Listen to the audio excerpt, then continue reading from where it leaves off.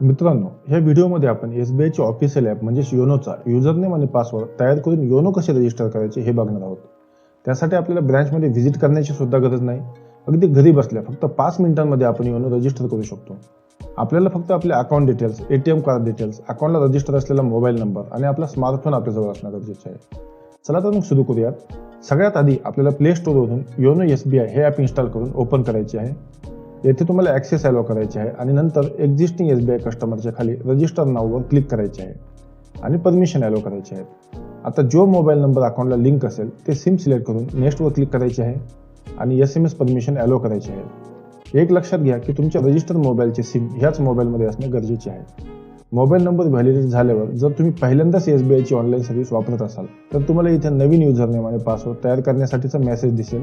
पण जर तुम्ही यापूर्वी एसबीआयचा युजरनेम आणि पासवर्ड तयार केलेला असेल तर तुम्हाला स्क्रीनवर असा मेसेज येईल की you already have active SBI internet banking functionality.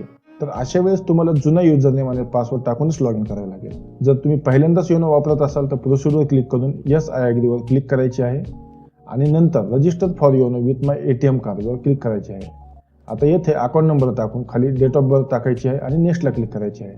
आता तुमच्या मोबाईलवर एक OTP येईल, तो येथे टाकून सबमिटवर क्लिक करायचे आहे. नंतर येथे तुम्हाला यापैकी कोणतेही एक ट्रान्झॅक्शन राईट सिलेक्ट करायचे आहे. व्ह्यू राईट म्हणजे आपण फक्त अकाउंट स्टेटमेंट आणि इंटरेस्ट सर्टिफिकेट डाउनलोड करू शकतो. कोणतेही फायनान्शियल ट्रान्झॅक्शन आपण करू शकणार नाही. लिमिटेड राईट म्हणजे आपण फक्त स्वतःच्या अकाउंटमध्ये पैसे ट्रान्सफर करू शकतो आणि FD, RD किंवा म्युच्युअल फंडमध्ये इन्व्हेस्ट करू शकतो. आणि फुल राईट म्हणजे आपण आपल्या अकाउंटच्या सर्व सर्व्हिसेस ऑनलाईन वापरू शकतो. त्यामुळे आपण इथे फुलला टिक करून नेक्स्टवर क्लिक करायचे आहे. आता इथे अकाउंटच्या ATM नंबरचे शेवटचे 6 आकडे टाकायचे आहेत आणि नेक्स्टला क्लिक करायचे आहे. नंतर येथे ATMचा पिन नंबर टाकायचा आहे. ATMचा पिन म्हणजे जो 4 अंकी पिन आपण ATM मशीनमधून पैसे काढताना वापरतो तो पिन इथे टाकायचा आहे. आता इथे आपल्याला हवा असलेले युजरनेम आणि पासवर्ड तयार करायचा आहे. युजरनेम तयार करताना काही गोष्टींची काळजी घ्यावी लागेल. ती म्हणजे युजरनेम हा कमीत कमी 3 आणि जास्तीत जास्त 20 कॅरेक्टरचा पाहिजे. युजरनेममध्ये A to Z capital letter, small letter आणि 0 to 9 नंबर्स असणे गरजेचे आहे. इथे स्क्रीनवर तुम्हाला काही एक्झाम्पल दाखवलं आहे. या पद्धतीने कोणताही युजरनेम आपण ठेवू शकतो. आणि पासवर्ड तयार करताना काही गोष्टींची काळजी घ्यायची आहे. ती म्हणजे आपला पासवर्ड हा 8 ते 20 कॅरेक्टरचा ठेवायचा आहे. पासवर्डमध्ये compulsory A to Z capital letter, small letter, 0 to 9 number आणि चिन्ह ह्या सर्व गोष्टी आल्या पाहिजे. इथे स्क्रीनवर तुम्हाला काही एक्झाम्पल दाखवले आहेत. या पद्धतीने कोणताही पासवर्ड आपण ठेवू शकतो. खाली कन्फर्म पासवर्डला सुद्धा सेम पासवर्ड टाकायचा आहे.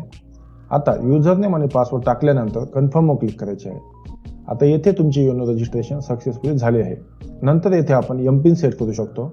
MPIN मॅन्डेटरी नाही. जर आपल्याला MPIN सेट करायचा नसेल तर आपण स्किप सुद्धा करू शकतो. पण आपण MPIN सेट केला तर प्रत्येक वेळेस लॉग इन करताना आपल्याला युजरनेम आणि पासवर्ड टाकायची गरज नाही. फक्त 6 अंकी पिन टाकून सुद्धा आपण लॉग इन करू शकतो. त्यामुळे आपण सेट पिनवर क्लिक करून टर्म अँड कंडिशन ॲक्सेप्ट करून नेक्स्टवर क्लिक करायचे आहे.